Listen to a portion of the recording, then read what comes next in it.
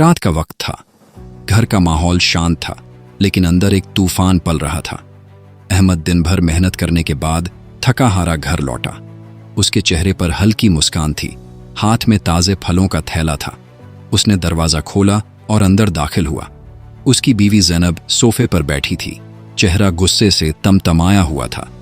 अहमद ने प्यार से थैला ज़ैनब की तरफ बढ़ाया और कहा कि वह उसके लिए ताजे फल लाया है जो बहुत मीठे हैं, लेकिन ज़ैनब ने बिना देखे ही मुंह फेर लिया। उसने गुस्से से थैला जमीन पर पटक दिया और कहा कि इन सस्ते फलों का क्या फायदा। न तो वह उसके लिए जेवर लाता है, न ही महंगे कपड़े। वह दिन भर घर में पड़ी रहती है, जबकि अहमद बाहर सिर्फ काम का बहाना बनाता है। उसने कहा कि अगर अहमद सच में मर्द होता तो उसे ऐशो आराम से रखता। अहमद ने ठंडी सांस ली और नरमी से जवाब दिया कि दुनिया का यह सामान कुछ नहीं, सब एक दिन खत्म हो जाएगा। उसे अल्लाह का शुक्रगुजार होना चाहिए और जो मिला है उसे कबूल करना चाहिए। लेकिन ज़ैनब ने उसकी बातों को हिकारत से सुना और गुस्से से जवाब दिया कि उसे यह नसीहतें पसंद नहीं। अगर अहमद उसकी ख्वाहिशें पूरी नहीं कर सकता तो वह किसी और के बारे में सोचने से भी पीछे नहीं हटेगी।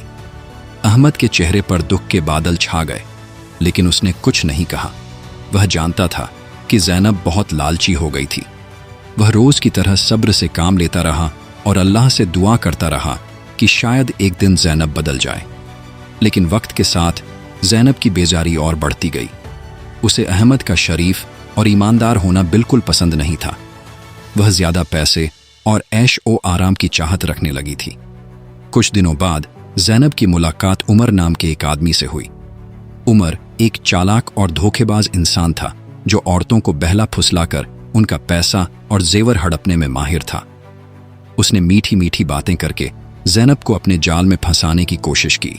उसने उसकी तारीफों के पुल बांधते हुए कहा कि वह इतनी खूबसूरत है और एक गरीब आदमी के साथ क्या कर रही है।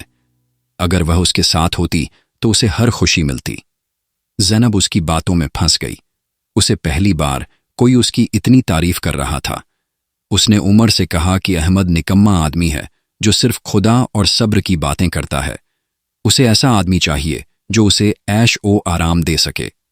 उमर ने उसे महंगे तोहफों का लालच दिया, गाड़ियों और आलीशान जिंदगी के ख्वाब दिखाए। धीरे धीरे ज़ैनब का दिल अहमद से बिल्कुल हट गया और उमर की तरफ खिंच गया। फिर एक दिन उसने अपना सामान समेटा और उमर के साथ भाग गई, अपने नेक शौहर और उसकी सच्ची मोहब्बत को छोड़कर। कई महीने बीत गए। उमर, जो सिर्फ पैसे और जेवर के पीछे था, अब बदलने लगा था। जो आदमी पहले ज़ैनब को प्यार और ऐशो आराम के ख्वाब दिखा रहा था, वह अब उसके साथ बुरा बर्ताव करने लगा था। फिर एक सुबह ज़ैनब जागी तो उसने देखा कि उमर घर से गायब था। उसके सारे पैसे और जेवर भी साथ ले गया था। अब उसके पास कुछ नहीं बचा था। वह सदमे में थी। उसे समझ नहीं आ रहा था कि अब क्या करे। उसने फूट फूट कर रोते हुए कहा कि उसने बहुत बड़ी गलती कर दी। अहमद का प्यार सच्चा था, मगर उसने उसकी कद्र नहीं की।